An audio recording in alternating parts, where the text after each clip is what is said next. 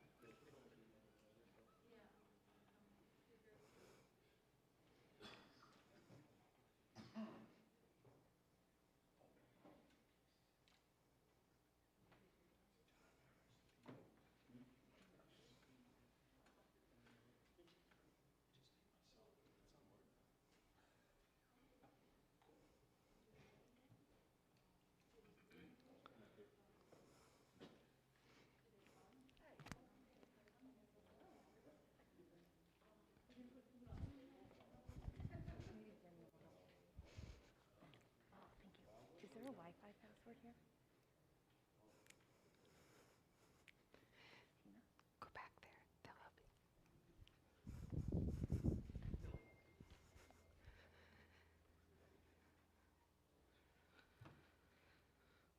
All right, we ready to start? All right. Welcome to the Nisswa Mayoral and City Council Candidate Forum. My name is Pam Dorian, President of the Nisswa Chamber of Commerce. I'm honored to be the moderator this evening, and we're proud to partner with all 5 area chambers of commerce and League of Women Voters and the Brainerd Dispatch to bring you this event. A special thanks to all the volunteers for helping with this event. I'd especially like to thank the candidates, those in attendance, and those watching on YouTube. As you know, we have the right to vote and a responsibility to make an informed choice. These forums are a wonderful opportunity for us to get to know the local candidates by hearing from them directly. Today's event will be live streamed on the Nisswa Chamber of Commerce YouTube page and will be available for viewing until Election Day. Our live broadcast is made possible by a grant from the Brainerd Lakes Area Community Foundation. Tonight we will cover the Nisswa City Council and Mayor race. The council has a 4-year term and 2 seats are available for re-election this year. The mayor has a 2-year term and of course only one will be elected. Before we begin, I'd like to cover a few points. First, the view expressed in this forum are those of the candidates, not of those of the forum organizers. Our organizers do not endorse candidates or political parties. We also ask our attendees to be as quiet as possible while the candidates are speaking to everyone, so everyone is able to hear. Please hold your applause until the forum has ended so that the candidates have as much time as possible to make their points. No photography or video recording is allowed during this forum. Be sure to silence your phones. You are welcome to submit written questions for the candidates, either on paper provided or by making comments on YouTube. Raise your hand and our question runner, Callie, We'll bring you a piece of paper and come get it when you're done. Questions that are unclear, hostile, or of a personal nature will not be used. We reserve the right to reword or consolidate questions in order to cover as many topics as possible. If you do not get a chance to ask a question or the answer is unclear, feel free to speak with the candidates after the forum. Each candidate will be given a 3-minute for opening remarks. I will ask a series of prepared questions, then the audience questions. Candidates will have 1.5 minutes to respond to each. Each candidate will then be given a 1 minute for a closing statement. To ensure fairness, we will rotate the order of answering. If time runs out, I will call time, but if you are mid-sentence, you will be allowed to finish that sentence. Our volunteer timers today are Cam Dorian and Deb Best. Our question screeners are Tina Foster and Matt Killian. And our question runner is Callie J.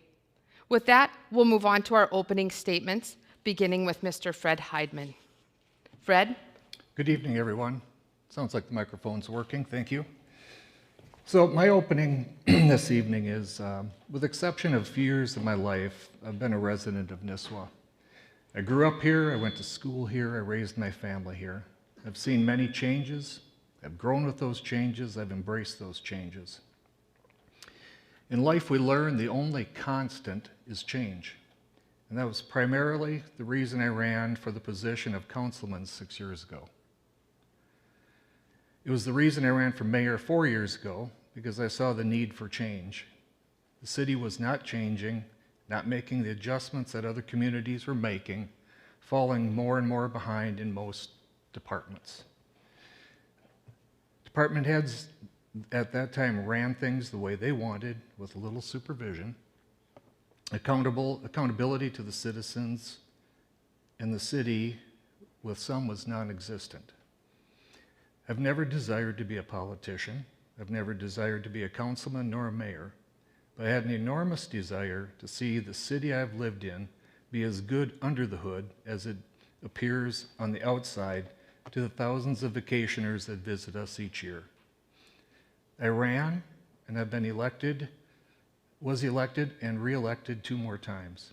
The citizens have told me that I am the one they can trust to help them with concerns and problems that they need to share and have resolved, whether they're planning and zoning, program concerns, road and street concerns, staff behavior and concerns, and police department concerns.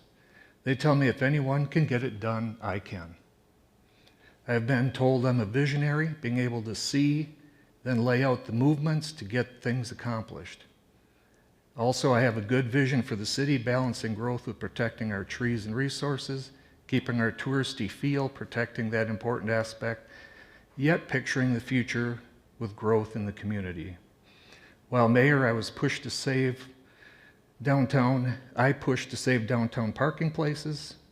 When we couldn't agree to save them all, I pushed and we were able to add a few back in. I pushed hard against a 60-foot long railing downtown that was proposed to be in front of Rafferty's, Martin's, and the gift store. Apologies, I have a bit of asthma thing going. I fought hard for the city of residents on Edna Lake Road, and we prevented road assessments for them, and I negotiated a plan with Public Works that worked both good for the citizens as well as the neighboring community in another matter. Thank you. And I see the stop, so thank you. All right, Mr. John Ryan, 3 minutes. Thank you for coming tonight, and thank you for hosting this forum. As a citizen of the Crow Wing County area for all but 9 years of my life, and a citizen of Nisswa for well over 20 years, I also served as a law enforcement officer in this area for, 23 years. So I'm very well acquainted with this area. Before the city of Nisswa went back to its own police department, I was contract deputy through Crow Wing County in the city of Nisswa. And the city has changed with some of that, and some of it hasn't changed. But one thing that I saw when I ran for council 4 years ago is a lack of direction. A lack of direction from the city council to the employees of the city. One of the things that when I ran I felt was absolutely necessary is that we embrace a city administrator position. Not a popular position with some, but it was necessary. Somebody has to run and be accountable / in charge and make sure that the job gets done. The liaison system, although it worked very well for many years, it just isn't tenable anymore. That said, council members still have an obligation to be as involved and as kept up to speed with the various things going on in the city, be it Public Works, which I serve as a liaison for Public Works, be it the police department, Parks and Rec, planning and zoning. Another thing I saw was not enough attention being paid to those things that affect everybody's life every day. Mostly Public Works and planning and zoning. We need to grow, and we need to grow correctly. Not quickly, not fast, not just anything goes, but we need to grow correctly. I strongly believe that if you give the people in the city an opportunity, the citizens an opportunity to voice their opinion, that we will grow together. That's another reason why I was very active in getting the current website that we have up and running. Much better, more interactive. It's by no means done. It needs a lot of polish, but we have to be able to get the information to the citizens, and that's what I'm telling you I will do. Get the information, what's happening in your community, to the citizens and get your feedback. This is your town. It's not my town. It's not the council's town. It's your town. Thank you. Thank you. Robert Fear, 3 minutes. Hi, please call me Bob. I'll give you a little background on myself because there's about 25% of the people here I don't think I met personally. I haven't been lifelong in Nisswa. I grew up in the suburb of Minneapolis. And one of my family's traditions was always to come to Round and Gull Lake. So from 1956, it was special. We came up here, and I liked it so much that I used to hitchhike and come up here to races and other things, sometimes on myself when I got to be 16 or so. My background after college was engineering and business. I worked for a big airplane company, Boeing, for about 17 years, and then got into facility management for kind of a pharmaceutical type company called Amgen. So my background is managing sites and taking care of the grass and staying in touch with clients and things of that nature. Retired from a career of that in 2005 and got into a small business. I run a power sport dealership actively, and then became a stockholder in that about 2010 and moved home to Nisswa, so to speak, and I've been here for 10 years. I become in small steps more and more involved in city ongoings, coming to council meetings, being on a few committees like Nisswa Trail, Nisswa Lake Park, and currently on planning and zoning, and kind of a natural fit for me. Some things I wasn't quite comfortable with, but my attitude is don't complain to others. If you don't like something that's happening, volunteer. See if you like it, see if you can make a difference. The reason that I'm running is there's a couple of vacancies, and I think I could do a pretty good job. However, I think you should pick the best 2 people for the 2 slots. And one thing about me is I've always been in touch with my clients. So you're the clients. I have my personal opinions, politics and religion and elsewhere, but I really want to do what the majority of you think is the direction you want to take Nisswa. So I'd be honored to be a councilman, and if I'm not, I'm still going to support my town. Thank you. Thank you. Mr. Ross Kramer, 3 minutes. So, good evening. I want to thank the chamber and thank you all for taking time to come here. I am pretty much a lifelong resident of Nisswa. Went to Nisswa grade school from 2nd grade on. Worked at Schaefer's Foods when I was 14.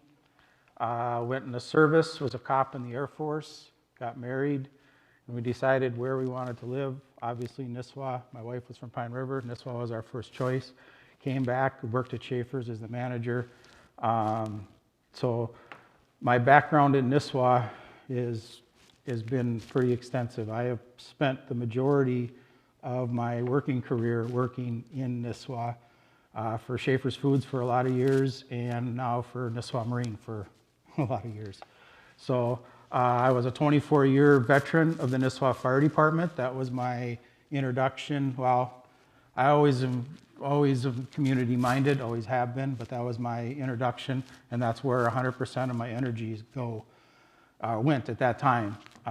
When I do volunteer or state that I'm going to do something, I give it 110%, which I did with the fire department. I was the assistant chief for a lot of years. I was also the president of the Relief Association that took care of the investments for the firemen. When I retired after 24 years, at that time, the city of Nisswa was trying to fire the police chief, and at the time, it was, at any rate, that is when I decided that maybe I could get involved with the city. And that was my lead-in, just in the way that was handled and the amount of monies that it costed. A vacancy came open on the city council. I applied for it. I was selected. That fall, I ran, and I was elected. We had a lot to do, and a lot got done. I'm very proud of the 4 years I put in. We started on a sewer system. We got the park going, and I learned a ton. And so I took a 2-year break, and now I want to come back, apply the things, the knowledge, the experiences that I learned the first time around. And again, when I commit to something, I give it 110%. I know I do the homework. I know what decisions we're making. And I ask the questions before the meeting, and I come prepared. And I would like to do that again for another 4 years for the citizens of Nisswa. Thank you. Thank you. Mr. Mark Utzinger. Yeah, Utzinger. Yes, I'd like to thank the Chamber for tonight, and also everybody that's here and everybody that's listening on YouTube. My name's Mark Utzinger, and I'm relatively new here in Nisswa. However, my roots go way back. I've only lived here full-time for 3 years here in Nisswa. I live right on Lake Hubert. And my grandfather was the EUB pastor in Brainerd. That church is no longer there. I mean, it's there physically, but it's a private residence now. And my dad graduated from high school in Brainerd. And when my parents got married and they had their honeymoon, it was at the old Evanger's cabin at Lake Pelican. So I actually remember riding the horse and the train at the totem pole. And we've come here every year for the summers. And so this has been a very special place for me. It's almost magical for me. That's why I decided to retire here. I went to McAllister College. I graduated from there in '81. I traveled to Japan. I lived there for 5 years. I worked for the Ministry of Education in Japan in Ehime Prefecture on Shikoku Island, and Matsuyama's a city. And then I worked for the company that I work for now. I've worked for them for 36 years then. They are a manufacturer of industrial and commercial steam and hot water boilers. So I helped to establish the company up in Canada first. I lived there for 3 years. We built the plant and I started that, and then started the sales and service in Canada. And then I was moved down to the United States. I lived in Chicago for 17 years doing sales and service. I started up the company there. Then I was asked to go to Rockmart, Georgia, sort of a rural area, northwestern part of Georgia, where we built another plant, and I became the president of that manufacturing plant. I had the full responsibility of all the production that we did. And then when we joined our sales side as well as the manufacturing side, then we became a corporation in North America with Canada, US, Mexico, and Brazil. And I became the what they like to call the defense of the company. And so I handled HR. I was director of HR, accounting, QC, and legal, so that in case we were sued for anything. So then now I will be retired at the end of March officially. So I'm here now in Nisswa, and I'm going to be living here as a full-time resident, and I love this area. So. Thank you. All right, on to the prepared questions. A reminder, you'll have 1.5 minutes to answer each of these following questions. We will start with Mr. John Ryan. What do you see as the greatest opportunity and the greatest challenge for the city of Nisswa, and how would you address them? I'd say the greatest opportunity for the city as we speak right now as being the ability to engage our businesses in order to expand our businesses, to expand our tax base in that way, while we keep the up north and the Nisswa feel. I can't find any other word to call it other than the Nisswa feel, because we're the only place in the state that has it. I think what we need to do is to engage our staff and our city administrator to go out, work with neighboring communities, work with Bladek and other areas, so we can try and engage and fulfill to the taxpayers, getting that business going, getting the businesses going again while keeping that up north feel. It's not going to be easy. I also think that we need to take a solid look at our comp plan, and our comp plan can guide us through that. We've put it together, and we have certain challenges with our comp plan, and it's not going to be an easy thing to fulfill those edicts that were given to us by those who put the comp plan together, and we ratified as a city council. We have to keep using it. The last comp plan wasn't used. It was shelved. And okay, we did that. We can't do that. We have to look at those things, incorporate them into how we move forward, incorporating businesses and that up north tourism feel. Thank you. Same question to Bob Freer. What do you see as the greatest opportunity and the greatest challenge for the city of Nisswa, and how would you address them? Very similar to what my predecessor just said. I see rapid expansion of commercial businesses and other entire entities coming up the 371 corridor, storage sites, etc. And so we in Nisswa want to keep the up north feel. This is a special place to me and to everybody in this room. However, I think we can do that by staying in touch with our customer base, the comp plan, and using a little bit of prudence. We're going to let some storage sites be developed, but we're going to have some screening with evergreen trees. We're going to have separation from the sites to other churches. So there'll be a few developed, but we're not going to be a solid metropolitan area like you'll see creeping up from the 210-371 intersection. We're doing some things better than we did 5 years ago, 10 years ago when I first came here. I think the addition of a city administrator, we're doing some electronic surveys to stay better in touch with our customers. What I don't like is when we about to start construction and all of a sudden there's 100 people at a meeting. So I would like to employ several ways to be in touch with our community a little bit more proactively. Thank you. Thank you. Same question for Ross Krautkramer. Greatest opportunity and greatest challenge? I think our greatest opportunity right now today is Nisswa. We are growing. Our streets are full in the summertime. People are coming here. Grandview is expanding to a lot more people.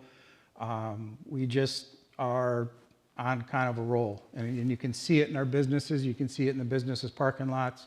I think as a city, we're on a roll. A lot of things have been done with the city administrator, and a lot of things have just gone in the right direction. But I think the biggest challenge is that we need to be looking at the future. These rainy days can come to a short, especially in a tourist, when your economy's really based on the economy of the world. Your tourism's first to go. And I think business growth is it's income for the city to develop property and get that tax base. I think that's definitely needs to be more of a focus, but we just need to look at the future as far as our finances, as far as our departments, and try to plan for our kids and what's going to come in the future. Because in the last 4 years, things have gotten a lot more expensive. Our wages have gone up, and we need to be forecasting that down the road to make sure that Nisswa will be this way 5 years from now, 10 years from now, in 20 years. And I think more focus on that would be a good step in the city. Thank you. Thank you. Mr. Utzinger, same question. Okay, well, again, everybody's been saying it's this growth of Nisswa. It's the reason why I came here too. We have such a beautiful combination of nature, the lakes, and we want to protect that as well as provide growth for commerce around here. In the summertime, we grow probably about 3 times what we are in the wintertime. So there are a lot of challenges as well, and I think a lot of that is infrastructure and trying to make sure that we can handle that type of growth in the future as well. So those are probably the 2 main areas the one main area as far as the challenge. But as far as growth for the future, that would be the very big opportunity for us in the future. Thank you. Mr. Heidman, same question. Okay.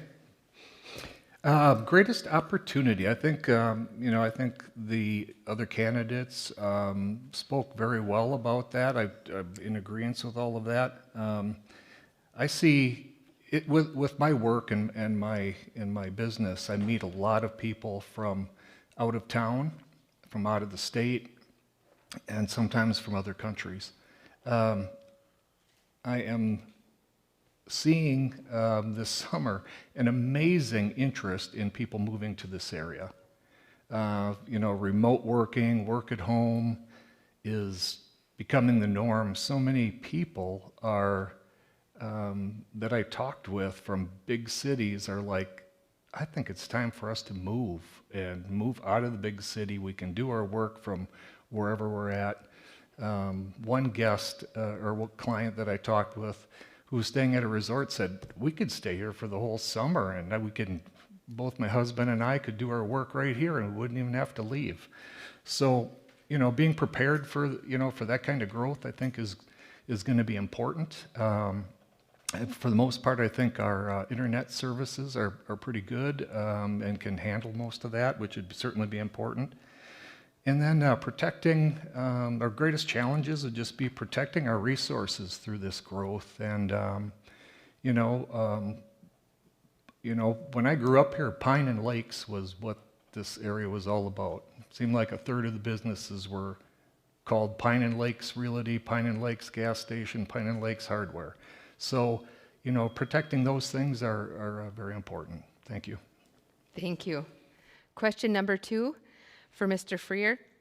What is your philosophy on balancing the quality of city services with managing taxes and fees?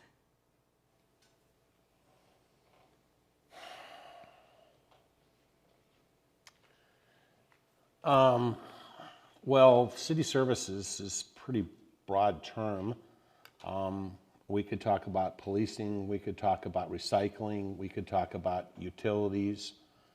I think there's a rank order of importance. And there's some things that we have to do. And we've got a certain tax revenue, and those have to be funded. In a sense of a COVID-19 year, we do have some, what I will call, unallocated funds. And I think for a year like this, where there's been a hiccup in our revenue stream of some people that have small businesses, let's shore up those services we have to have. But I basically am a person that believes in not long-term bonding, and that we should basically fund our services based upon the revenue available. Thank you very much. Thank you. Ross Krautkramer, what is your philosophy on balancing the quality of city services with managing taxes and fees? Well, that's kind of one of the main things of what it's all about on the council. It's a never-ending task, and in the Nisswa community, it's harder because of our influx. You know, we're a town of 1,900 that has to have the infrastructure and the facilities to handle a town of 30,000 for 3 months of the year, 4 months. So that's, you know, that's always at the bottom of everything you do. And it's not easy. It's not easy with things that are, you know, prices keep going up, wages go up.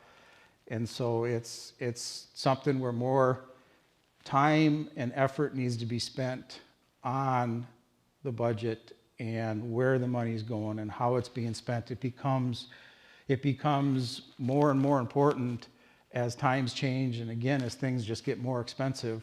A fire truck when I started was, you know, $60,000. Now it's $1 million. I mean, that's just a huge, and to meet that, you just have to be on your toes, and you have to be looking down the future, and you have to be accountable to what you do. But that's the job that we're to do.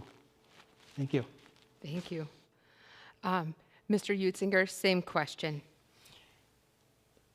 Yeah. City services is a broad statement. You know, what do you,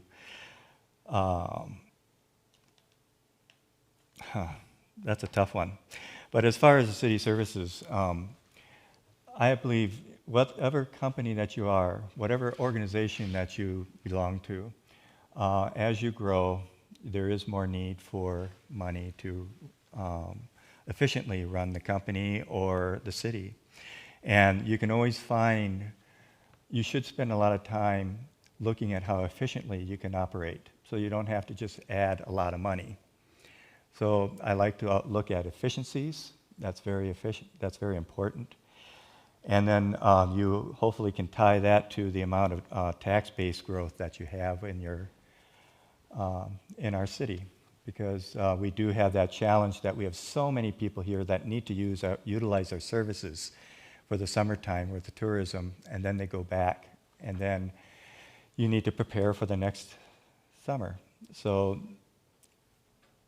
typically, I don't like to throw a lot of money at something. I like to try to be as efficient as possible with what you can do, and make sure your infrastructure is very strong. Thank you. Thank you. Mr. Heidman, same question. Would you read that again, please? What is your philosophy on balancing the quality of city services with managing taxes and fees? So I think my belief is that as a city, the council and the mayor need to be willing to take really hard looks at our budgets every year. The budget process kind of lays out, and I maybe won't get through all this, but if you'd like to talk to me afterwards, I'd be glad to. The process starts out with each department presenting what they would like to have, what they think their needs are going to be. And that's a great place to start. Council is then asked to put a maximum on what increase for the year that we would consider. Usually that starts out pretty high. It starts out as a higher figure because of unknowns with labor negotiations, costs that we don't know about for the next year. Over the period of a few months, that gets whittled down and whittled down and whittled down, and in the end, we hope that we come up with a number that's reasonable. Myself, I'd like to see the city take a different approach, and that is to really dive into each department and have some discussions on what do we expect and need, and are we not looking at how to save money as much as we are how to just keep a percentage from being higher than what we talked about last time? Thank you. Thank you. John Ryan, same question. Thank you. The city of Nisswa is in a very good financial position. thanks to councils preceding us. Because of that, we're able to do things for certain departments or various aspects of purchases and stuff in a much better way. We're able to in some cases, stroke a check like we did for the fire truck, purchase it, and then the fire department pays us back over a period of so many years. So it was really a nice way to be able to not have to bond for things, et cetera. That's what we have to do in those respects for capital improvements and things of that nature. But ultimately, the decision or the cost, what the people are willing to spend, comes down to them. What do you want? What don't you want? What do you want to get rid of? Public safety is critical. Our fire department, our police department is critical. At Grandview, they can hold up to 1,500 to 1,700 people. That's a small city within the city. This summer, some of those numbers were just about met. Actually, I think they were met. But we have to be prepared for that and what it brings. 77, County Road 77 outside of a Grandview, for example, roundabout would be a cure for a lot of problems. It's $1 million, 1.5 million. We have to be prepared for those kinds of price tags, and it's going to take tough decisions on the part of the council. Thank you. All right, next question, starting with Mr. Krautkramer. What role, if any, should the city play in helping local businesses and individuals recover from the COVID crisis? I think that the city should be very active in that role. And I think that the city should be very active in that role with COVID-19, and I think on an everyday basis. Having worked in Nisswa my entire life, you know, I understand these businesses, it's not easy to have a business in a seasonal area. You're tired at the end of the summer and you just work to try to make it through the winter. With Nisswa Gross, that's gotten better. So I guess to answer the question, the city really needs to be a partner with the area businesses and people, the people that have been affected by COVID, whether they're working out of their house or it's a business on Main Street or on the highway. We need to be partners to them, and they need to let us know what we need to do to help them. And then we need to be open and receptive and do everything that we can to do it. It's a two-way street. We got to know the need, but then we have to step up and fill that need. And that just always should be. We should always be partners in that aspect. Thank you. Thank you. Mr. Utziger, same question. I feel that if we tax the citizens of Nisswa and businesses, that some of that should go to help with COVID-19 issues, if that is a real issue. I mean, I don't know how badly we've been hurt. I'm fairly new at this yet. But if we need to, it's the city, as the government of this Nisswa, should be helping out, especially since we're taxing citizens here. So that's the way I feel. Thank you. Mr. Heidman, same question. My belief is as well that we need to do everything that we can to help the businesses, you know, as well as help citizens. I mean, we're all in this together, so to speak.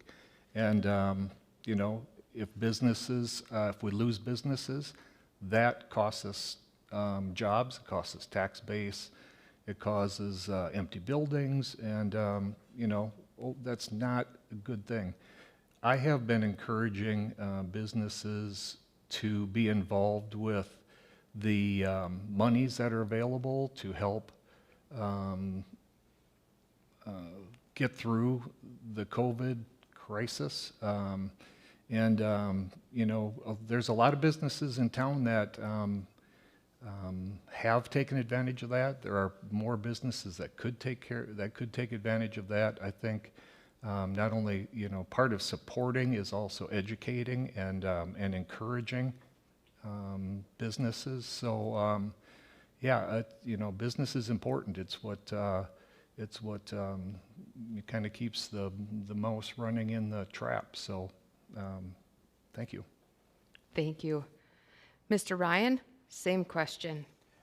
Well, I can tell you what we have done. The city of Nisswa received a sizable grant from, I believe it was the CARES Act, the federal government.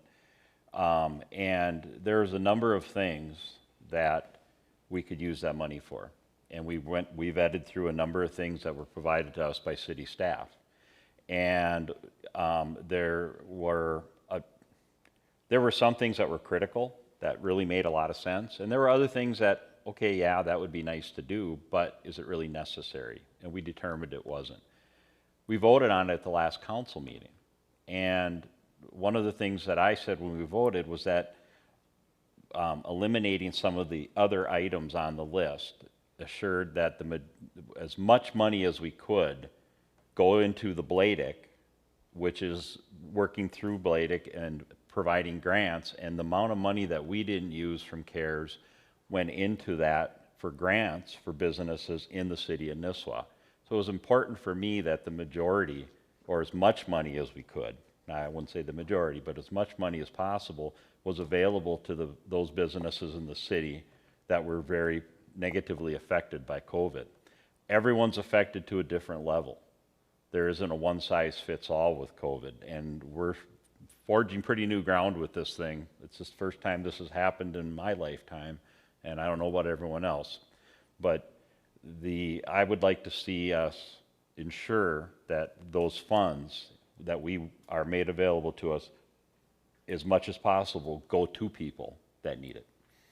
Thank you. Bob Fear, same question. Wow. I think we should use all the funds that we have at our disposal, but first is understanding the problem. Round numbers, 80% of the people in this country work in small businesses. We need to understand the problem. We need to understand who's really in trouble and allocate money where it's best needed. If there's a national chain and they can draw upon other states, maybe they're a little bit lower on the list. And there's some industries that don't need help. The bicycle industry, the power sports industry have had banner years since May 1st. I can tell you that firsthand. But there's other industries that are really struggling. So I don't disagree with anything I've heard here. It's just let's make sure we spend the money that we have prudently and it gets to the right people and make the biggest impact. Thank you. I want to take just a moment to remind you, if you have come up with a question, to raise your hand. We'll have somebody bring you a sheet of paper. And if you have questions on YouTube, remember to submit them now. All right, question number 4. Mr. Utzinger, do you think our main street downtown is healthy and successful? If not, what would you do to change that? Well, if you look at, on the summertime at least, we're very, very busy in the main street. I think it's very nice, but the one problem I'm seeing is, well, what I personally feel is that there's not much space downtown. And to be able to utilize that space as efficiently as possible, that's going to be a challenge. And I would hope that we could actually expand Main Street a little further, but that would have to take a lot of looking at and what the possibilities are. Thank you. Mr. Heidman, same question. That's always an interesting question because we don't get a lot of reports from downtown businesses as to what kind of a year they're having. Generally, you kind of get an overall feel, but you don't necessarily get individual feel. I think I'll just share, I remember when I was a young boy growing up here, downtown Nisswa in the summertime had about the amount of traffic that we've had since on the streets after Labor Day of this year. When I was a kid, after Labor Day weekend, most everything shut down except for the gas station and Martin Sports. certainly things are much different now than they were then. You know, I don't know, you know, I don't know how prosperous they are. You know, you ask and, you know, people are kind of like, yeah, it's an okay year, it's a pretty good year, but, you know, I think you know, what the city can do is you know, look to keep as much space available and to create space available for parking, and help. And the city does do a good job with helping with events and promoting events to get people downtown. You know, and so I think those are the big things that we as a city can do. I don't believe it's the city's job to manage businesses.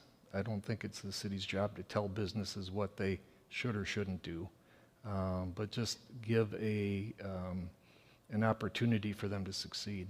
Thank you. Thank you. Mr. Ryan, same question.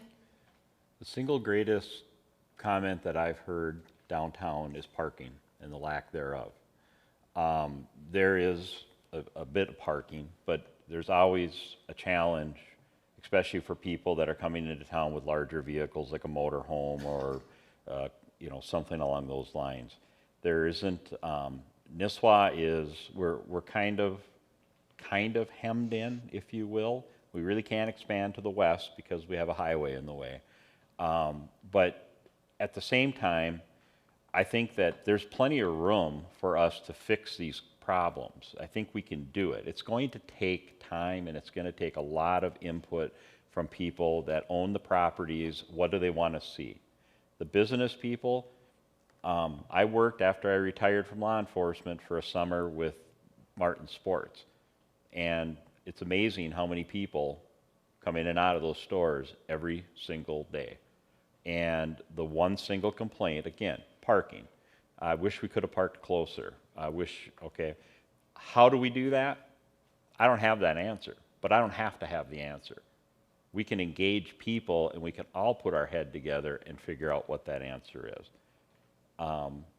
That and the ability for a downtown to expand a little, to make and to offer more opportunities for shoppers and residents. And those opportunities can be in the way of jobs, but for the younger folks. But we need to take a look at the parking. That's the biggest challenge I see facing downtown. Thank you. Thank you. Bob Fierce, same question. Would you repeat the question? Do you think our Main Street downtown is healthy and successful? If not, what would you do to change that? I think our Main Street is healthy and successful.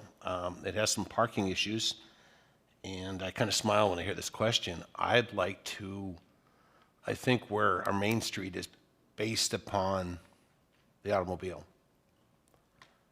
And I happen to, on my way back to Nisswa, I happen to live in the city of Boulder for 15 years. And we made a decision on Pearl Street, which is our main east-west street, back in the mid-60s, the city council did, saying, we're not going to park or drive down Pearl Street. And all the businesses said, we'll be broke in 6 months. Well, anybody that's seen Boulder, and their festivals and people and shuttle carts and everything else, business is great. So I'd like to see just a study plan made up some citizens like we did in Nisswa Lake Park that just conceptually looks at some alternatives. You know, like, do we need to have 2 or 3 boat storage buildings almost on our main street, or could we somehow induce the owner of that property to maybe move a little farther away, open up some land there, and could we have parking slightly to the east of downtown Main Street and somehow shuttle people in on horses or electric golf carts or something, or walking. And of course we have to do ADA, and there's going to be exceptions for people with limited mobility. But let's just take a look theoretically at how maybe we could get a little bit away from cars. Thank you. Mr. Kramer, same question. I think our downtown is hugely successful. I think it's the crown jewel of our community. I think, and I do quite a bit, drive around to other communities, and you know, Nisswa's got a lot going on that other communities struggle with, and that's awesome. Parking's always an issue, always will be. I've definitely worked towards resolving that.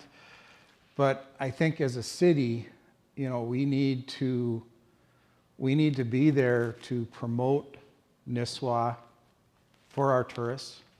Our tourists are everything. We need to promote it. The rooms that Grandview's added only helps our community, and especially in the wintertime. I mean, I don't think people realize how huge it is to have this audience in the wintertime for our businesses, and that we have people coming up here in the wintertime. And I guess as a city, we need to not rest and say, hey, we're there. Everything's going good. We need to always be looking towards the future, and we always need to be going, because this may not always be here. It's up to us as the city to protect it, so it will.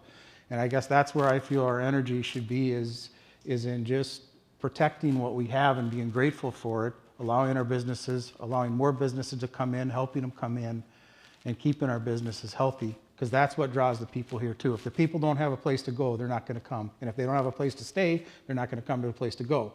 And it's the city's job to be managing that and moving forward with it. Thank you. Thank you. All right. Mr. Heidman, if the city was given $1 million with no strings attached, how would you propose that money be spent? Wow, that's a great question. That's a great question. I would like to see it invested in paths, walking paths, biking trails. The city's looking at and is working on rules and regulations for possibly having golf cars on the streets, certain areas. I think getting away from automobiles to some extent, giving the residents and vacationers opportunities to come by bicycle, golf car, walk, skateboard, would be wonderful. I think it would be a huge asset for the citizens to have more trails. I think it would be fantastic for the vacationers. Biking is so big. I've met people from England who've come here just to bicycle because they hear our bicycling is so good. The Cuyuna all the way up to Bemidji, and the things that were built, the project that's it is in works and getting close to completion going around Gull Lake is just fantastic. And I think that's where I would probably look to spend that money. Thank you. John Ryan, what would you do with $1 million for the city? No strings attached. I would have the city administrator put together, and the city department heads put together ideas themselves. And I also think that we would have to go and engage the citizens of the city. This is what we have. What can we do with it? What do we want to see with it? Enhancing our ability to host people here for their various outdoor recreational activities and stuff, adding to our tourism amenities and stuff. What is it that the people in the city of Nisswa would like to see it used for? What's that project? What's that thing that if we only had $1 million, well, now we do. Okay, what do you want to do with that? And I think that if everyone in the city says, well, you council people make a decision, okay, we can do that. But I would like to know what the people of the city want to do with it. What do they want? What can we do to benefit not just the people in the community, but enhance our community so that we can attract more people? As the mayor said, perhaps it's biking, perhaps it's hiking, perhaps it's something to do with our waterfront park. But what do the people want us to do with it? It's your city. That's what I want to know. Thank you. Mr. Fear, same question. I'm going to build upon a couple of things I've heard. First of all, I think I would engage the community, might make it kind of fun, might have a contest, come up with the best idea, three or less, on how to spend $1 million, win a dinner at Grandview. On another note, if it was, I was king for the day and I couldn't take any input from anybody else, I think our projects, there's a couple of projects out there that may not be complete, that are significant. You've heard about it a little bit from Fred. To me, I was on the original conceptual design committee for Nisswa Lake Park. I think the park's about 25% complete. I think if it was more finished, it could be a revenue generator. Second of all, I haven't seen the legacy grant for the new Gull Lake Trail section that goes through Nisswa, but it's an off-road trail. It's going to connect from Azorba's area up to the tunnel. And just assuming that the legacy grant doesn't cover all the amenities, I was just riding the Sioux Line Trail a couple hours ago and having some benches and proper signage and little rest areas, etc., would be nice. And certainly, you know, not excluding them, let's talk to our city staff. But really most important to me probably is having some type of exercise with our constituents. Make it fun, get an incentive. How are we going to get their input? Thank you. Thank you. Mr. Krautkramer, same question.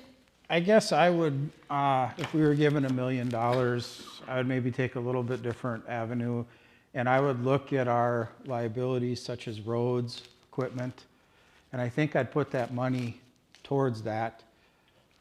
If we could start just rebuilding roads and replacing roads when they come upon and have the cash to do it, and we don't have to borrow the money, I think that would be huge.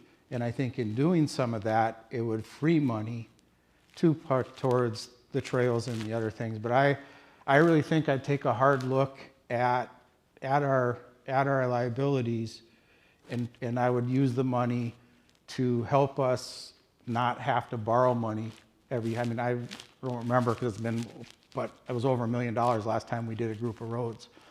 Well, what if, especially if your interest rates, I mean, interest rates are great now, but they're not always going to be there. So what about when interest rates are 5% and we could take that $1 million? It was like John said with the fire truck, you know, which happened last minute at a meeting when I was just looking at it, but we had the money, so we paid the money and we saved all that interest, and it was quite a bit of money. So I think I'd look towards that avenue as to putting the money to work for us and for our future and for our future kids. Thank you. Thank you. Mark Utzinger, same question. At first blush, I guess I would like to see a lot more of infrastructure, especially tourist infrastructure, you know, like what Fred was talking about, trails and for the bicycles and the city park and hiking. I think that's a huge draw for people who come up here. That's one of the main reasons why I love it up here as well. However, I sort of look at what John had mentioned, bottom-up type leadership in a way, that we ask people who are really close to the problems out there, that what would really help, and to get that input and activate the input from everybody in the area. And so that type of information is invaluable, and I would really like to lean heavily on that as well. But at first blush, I would say more tourist infrastructure is where I would like to try to put that money. Thank you. Thank you. All right, so we are audience question number 2. Mr. Ryan, when weighing a leadership decision, what do you lean on most, public opinion or your personal judgment?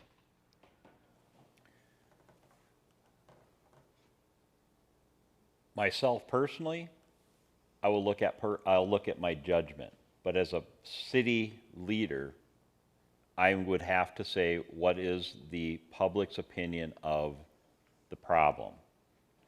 The public might be wrong. They might not understand fully everything that goes into the question or the problem they have. They may not understand everything, and they deserve an explanation. They may be right, and you may have to address it the way they wish. That's fine. Or if it's not right and they need to understand, you owe them a decision, an explanation, why and what and how you've come around to your decision, your conclusion. But there are a number of things in day-to-day operation of a municipality that unless you work in public employment, you don't understand, it may not seem right, but it is, and this is why it has to be done that way.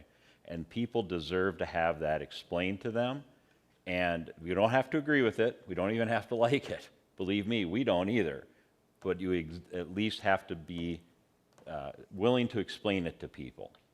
If they're going to leave it up completely, I can make that decision, and I would weigh on my personal experiences. 30 years as a law enforcement officer, it's surprising what you deal with. Thank you. Bob, same question. Repeat the question, please. When weighing a leadership decision, what do you lean on most? Public opinion or your personal judgment? Well, I start with my personal judgment. It depends upon the decision. What are the ramifications of a poor decision made? How long do I have to make the decision? I would apply the rules and regulations that the city and my forefathers have set up for me, and I'd make sure that decision is made, timely decision, using those guidelines. There isn't a rush to judgment. If there's adequate time, and it's a major decision, like, do we add water towers, a centralized potable water supply? That involves a lot of public input. And so I just get the ball rolling, listen to my constituents, and facilitate the right decision being made.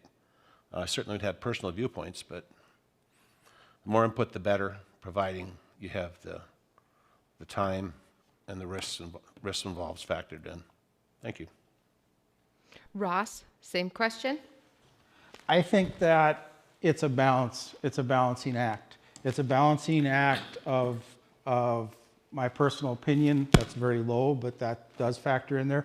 But it's based on facts of each situation, and it's based on public opinion, and that's important. But I think sometimes, I hear somebody say, "Well, I talked to 100 people, and they're for this." Well, that's great, but there's 1,900 people that live in this town. That is not even close to being a majority thought. So I think when you're balancing public opinion, it's important to keep that you're representing the whole community. You're representing all 1,972 people. And I think the facts are, should really is what go into making that opinion. And I think once you make it, I think looking somebody in the eye and saying, okay, this is why I base this on my decision. These are the facts, this is what I did. And even if you may not like it, if you can at least show that you've listened to people, you've read the facts, you did your homework, and you made a decision based on that, I think in the end, even if they don't agree, hopefully you can at least get their respect. But I think it's a balancing act, and it's a balancing act all the time. It's on everything that you make is a balancing act. Thank you. Thank you. Mark, same question. Yeah, I often, I do have my own opinions, but I base everything on data, information, and facts. That's what I'm interested in. And that comes from the community, that comes from our employees of the city, those who know much better than what I do what really needs to be done, and I will take that into consideration. And I would rather rely on that. I'm not necessarily just opinions or public opinion. I really don't care about that as much as the facts, information, and data. Thank you. Thank you. Fred, same question. Well, I've been a strong proponent since I've been involved with the city on, first of all, improving our communication with the city residents. And one thing that I pushed for and we have gotten is now we have our meetings on recorded. They're on YouTube, and people can watch them remotely. I was totally backing and supporting the change of our council meetings from Wednesday nights to Tuesday nights. We have numerous church activities going on Wednesday nights. Moving to Tuesday night allows people who may not be able to attend because of other obligations to do so. I tend to I always ask citizens and I ask around as to what people are thinking, and that's hugely important. It's also shared that, and I believe this, that citizens aren't aware of all the different factors that go into making decisions. So taking that information and applying it the best that we can with logical thinking, common sense, and using experience, then makes for good decision making. Thank you. Thank you. All right. So next is Bob Fear. This is another audience question. What do you believe are the most important issues facing our police department, and how would you address them? Wow. Topic of the year, huh? I don't like to make a decision of any significance before I'm fully informed. And I am not fully informed on our police department, whether it's 100% efficient, whether it's staffed with the right amount of people. First thing I would do as a council member is get more involved, develop a closer relationship with the city administrator, who's definitely the boss of the police department, and just use her as a sounding board, whether or not it'd be the three of us in a meeting. But I was a big fan of developing a personal relationship with my engineering staff. We called it bagel meetings.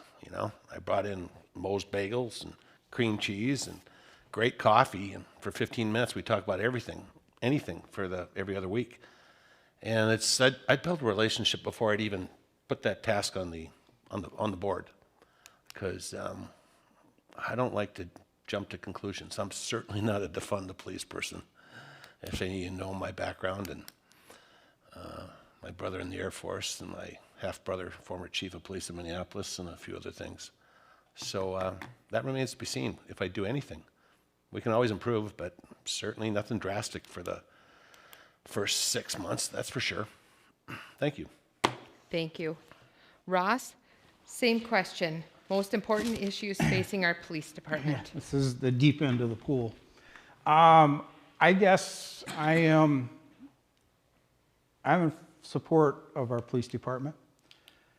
I have spent time when I was a councilman, asked a lot of questions, and we had a relatively young department. And we had none that I know of, complaints of over-policing. I remember we had a robbery, and the guy was caught in the same day, and he was caught in the same day because the guys knew it. They were out on the streets. They knew what happened. I guess I'm a proponent in being present. That's what keeps speeds low. I know on the fire department, every year we'd have a fatality on 77. It's the police cracked down on speed and drinking, and it went away. So I think keeping the speeds down on Highway 371 is important. I'm for the police presence on Highway 371 because it keeps the speed low. But the real reason I'm in favor of it is because I have 2 daughters and a wife that are on that road all the time, and you are at 65-mile-an-hour speeds, and accidents are horrible, and I've been to too many of them.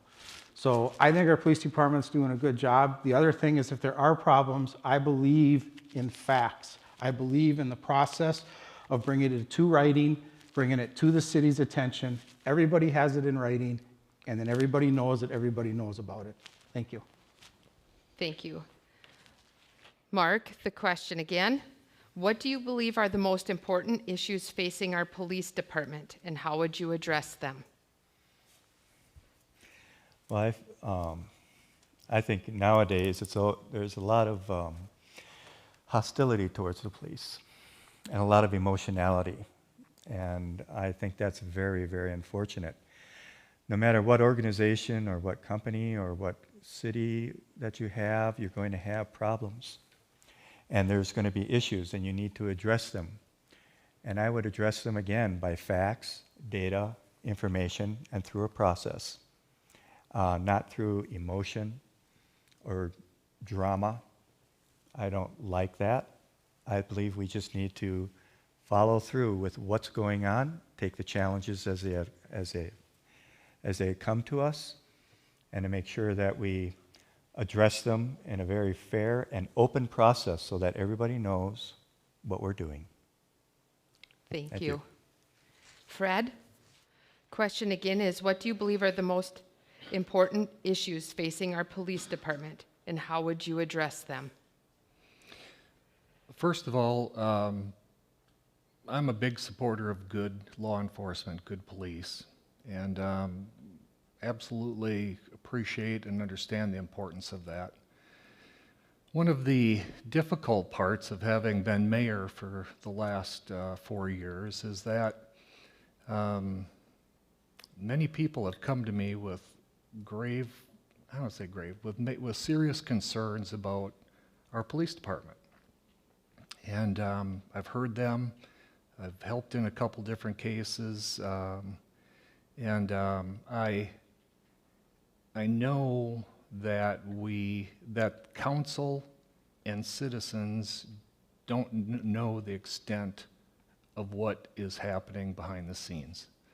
And that's why I called at the last council meeting for an investigation, because I do not believe it's any one of our jobs to dig out the information, to provide an opportunity for people to be heard. You know, people say, well, we don't have any complaints. Yeah, right, we don't have any complaints, many complaints, if any. People are afraid. They tell me all the time they're afraid. They don't want to, they go to City Hall and they don't want to give their name. They don't want their face seen. They don't, it's a big struggle, and I have a lot of thoughts about it and would be glad to engage anybody in discussion about it if they'd like to further. Thank you. Thank you. John, same question. In law enforcement, you are guaranteed to anger 50% of the people 100% of the time. Whenever you're called to any call, there's only one half that wants you there. So you're already at a disadvantage in some people's minds. The biggest challenge facing law enforcement today is knowing that they're doing their job right and that the city leaders, county leaders, state, federal have their back. You got to have their back until they prove to you that you can't. I've been on the council for 4 years. I've worked with some of the officers on the department when I was still in law enforcement, and I have seen no complaints. There's a process. If there's a problem, you come forward, you follow the process. It's very straightforward, and there are ways to keep people's names quiet while something is being investigated. But we've seen none of this. We have a very young department, and I can tell you that, that based on my years of doing the job, to have officers as young as we have and not have the level of problems that you see in other departments is rare. So we're very fortunate to have the department we do. They need to know that we have their back. But problems need to be investigated when they are brought to the attention properly. Thank you. One last question, and we are starting with Ross. What do you feel needs to be done to engage our citizens? That is that's probably the toughest question of the night, to be honest with you, because I've struggled with it for the 4 years that I was on. Because you sit there meeting after meeting and you don't see people come to it, but everybody's busy, and I get that. So I think that we've made great strides in our online polling. I think what I seen when I was on there, I was excited about when we, got the community involved with whether it be the parks or the, when we had these meetings to show people what we're doing and the amount of people that would show up, that was exciting. When businesses would show up to try to get, when they were trying to get Sunday liquor, that was probably one of the most exciting things on the council that I did, because it was like somebody was coming to us for our help. And hopefully I was a great help in pushing forward for that business to get that license on Sundays for our breweries. So I think it's a challenge, and I think it's a challenge but I think the responsibility falls on both sides. The citizens have a responsibility. That's how I got involved in council, because I felt I had this responsibility as a citizen. If I don't like it, I need to talk about it. And I think I can only encourage people to let us know, whether we're on the street, if I'm elected, whether we're on the street or coming to the council meetings or whatever. Again, it's just a two-way street, but I'd like to see more of it. It's why we do, for me, it's why I do council, is to help the citizens of this town. And I need the feedback too. Thank you. Thank you. Mark, same question. I think I would try to use a little bit more technology. I think the idea that we have this online, a lot of the input that we could try to get is through asking questions online and getting that feedback. It's really very difficult otherwise. I agree with Ross. It's very difficult to try to get people involved when they're not necessarily interested. But there are a lot of decisions and a lot of money being used, so we need to try to convey that and try to, I think, use technology, especially when we have issues like COVID. People don't want to get back together in person. So I would use a lot more technology and the internet. Thank you. Fred, how do you feel, or what do you feel needs to be done to engage our citizens? Certainly, I believe a stronger effort by council and staff to get word out to people. I think one big step that, again, I really pushed for, and we have now, is our meetings online. So you can see our meetings. You can see what's being said. You can see who's saying, are they saying something, and are they voting the way they're saying? You can get the information firsthand, which is huge, rather than hearing it from one person who heard it from another person or from another person. So that's big. I think we have the ability very easily, and if not through our own work through the county, to get the addresses of all our citizens and send out newsletters and encourage them to respond. I would like to encourage the city to start using something along the lines of SurveyMonkey and get all the citizens on board so that we can send out questions and we can get feedback without, they can do it on their own time and get it back to us. I've held myself a couple times meetings for groups of citizens who had concerns about roads or other issues. So it's about promoting and promoting and getting the word out and let them know the importance of it, of their feedback. Thank you. Thank you. John, same question. Part of what we have to do is what we've already done. Our website is much better than it was before. I believe I alluded to that earlier. One of the things citizens can do, and it's very underutilized, and that is, just like with planning and zoning, you can sign up online, or if you're me, you call the city staff and have them sign you up, because I'm not a techie. But when someone posts something to our website, it will send you a notification that this has been posted. And you can look at that and you can see, yep, I need to comment on this. Or we can even say, please comment on this.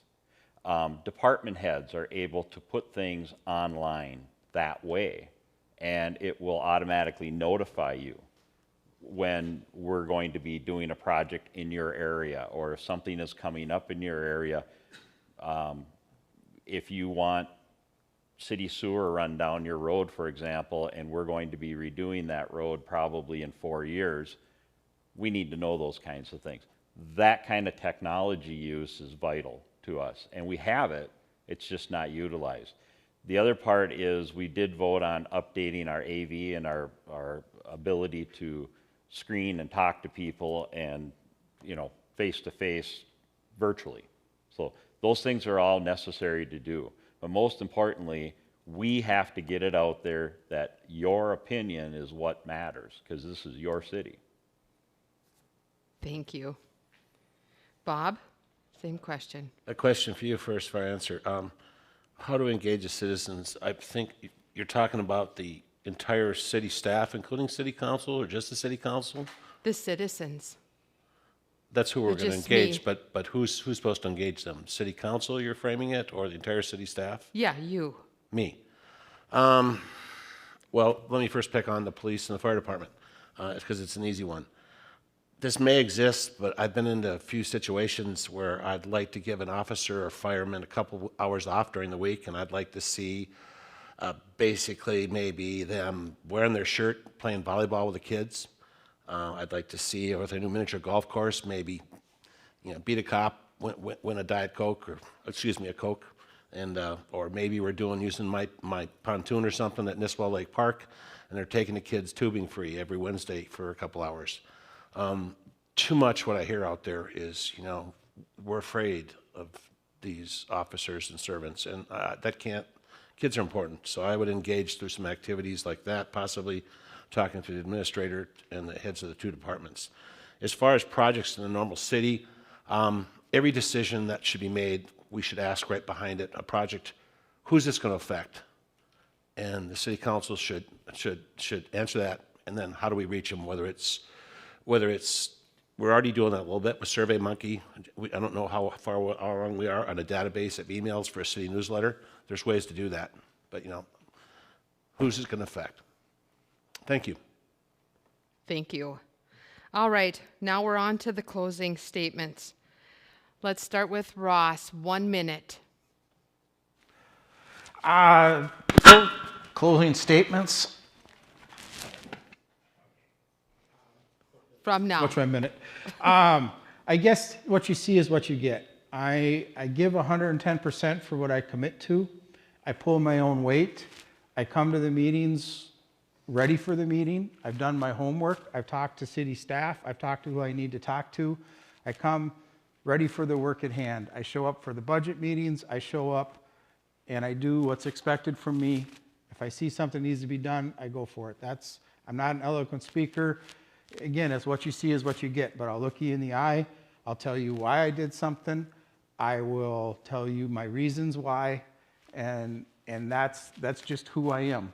I did that on the fire department. I do that at Nisswa Marine. I don't sit very well. But I get the job done. And I guess that's my strength, and my sense of community is what drives me to do this. It's my sense of community that drives me to be a councilman and to make things better for people and to help people. That's why I was a fireman. And again, that's why I joined the city council to continue that. Thank you. Thank you. Mark, your closing statement? Yeah, since I've been on the Public Works Commission here in Nisswa now, and I've enjoyed that. The main thing I believe in is to do a lot of, get a lot of work done without any drama. I would rather work with data and facts again, and this is something that I think is very important, to act very professionally and work very towards the goal, and you work behind the scenes to, there's a thing that I learned in Japan, it's called nemawashi. I don't know if anyone's ever heard that. It's called root binding. You don't rip out a bush to move it, you'll kill it. You bind all the roots first, and then you can move it, and it grows very well. So what you do is, it's the same thing with anything that you do for a project. You work behind the scenes, get everybody to agree to it before you even have the meeting. And that way you avoid a lot of issues at the meeting. Thank you. Thank you, Mark. Fred, closing statement? Well, I think, you know, we've had a lot of good ideas and you know, sharing tonight, and that's what we're here to do. You know, my closing statement is based on 4 words: strength, passion, vision, and determination. Vision, the ability to see problems and put together a plan; willingness to seek input on details, create a working document that makes sense, long-term, good for all parties, and cost-effective. Passion. Few people are more passionate about this community and how its citizens and visitors are treated than myself. That's utmost importance to me. Strength, the ability to stand square in the gap, assisting citizens and city employees with various concerns, seeking the best possible outcome. And last, determination. Determination is the key to getting things done. Thank you. Thank you. John, closing statement? Thank you. I'm asking for your confidence, you to put your confidence in me as mayor, to run as your mayor, to be your mayor for the city of Nisswa. Again, I will engage the public. This is your community. This isn't my community. Yes, I'm a part of it, but I'm here to serve you. And the people of Nisswa need to know that they have the ability to make their concerns known, and they need to know that they're going to be addressed. Again, they may not always get the outcome that they like, but you will get an explanation as to why. The other thing that I want to say is, I don't have an agenda. I have no agendas. I don't believe in agendas. Agendas don't work. And I see too many agendas, and I've seen way too many in my lifetime. And it comes back to bite you every single time. With me, you're going to get a non-agenda driven individual that is putting the city first and its citizens first. Thank you. Thank you. Bob, your closing statement. Closing statement sounds like my epitaph. I believe I have the technical and business skills for the position. I typically work from behind the scenes, so there's a number of people here that don't know me. I'd like to work through the people that I'm working with, the groups or subordinates. So one of my priorities would be, first of all, establishing relationships with city administrator, better relationships, and my city council members and the mayor.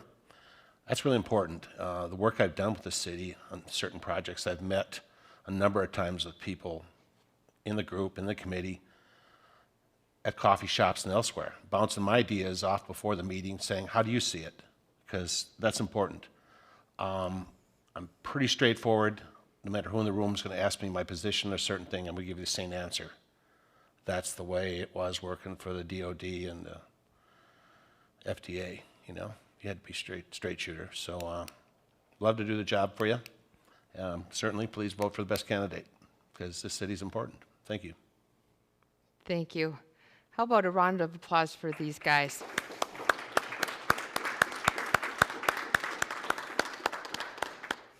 All right, I appreciate everybody coming out tonight. I would like to personally thank the 5 area chambers of commerce, the League of Women Voters, and the Brainerd Dispatch for helping put all of this on tonight. I'd like to thank my wonderful volunteers, as always, in Nisswa, and all of the candidates. I want to remind you, don't forget to vote. Early voting was September 18th. It's already started, and Election Day is November 3rd.